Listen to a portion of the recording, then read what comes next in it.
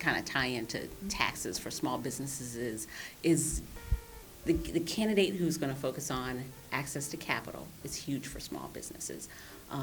Simplifying the tax code is huge. So, I think when it comes to making that decision, I'll look to hear what all the candidates have to say on those points. With the access to capital, along with that goes keeping the interest rate low so that we can pay back the loans quicker and it helps us manage our cash flow better.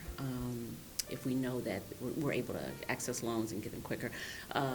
If we like to work with local bankers, we get to know them, and they understand, our small businesses, and, we work as a team. So, those are major areas related to small businesses and taxes that will be my focus. I'll be watching.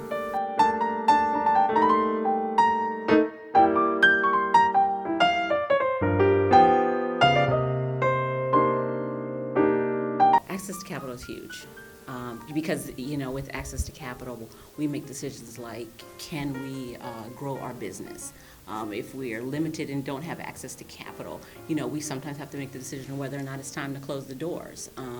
Because, although we're small, we are also in the business to make a profit. So if we don't see, access to capital, then, it changes it. We have to then take a look at our strategic plans and if being in business makes sense, and along with making the decision about whether being in business makes sense will impact our employees, which impacts, their families. So, it's not just a business decision, it's a decision that affects, the lives of families.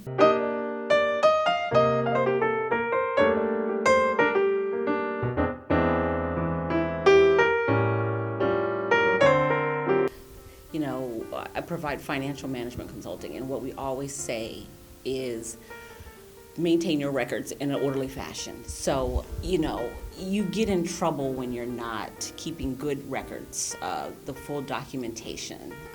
You forget about the things that will save you money. So that's primarily what a small business owner needs to dedicate time to making sure that their records are complete and thorough, and they're keeping their receipts.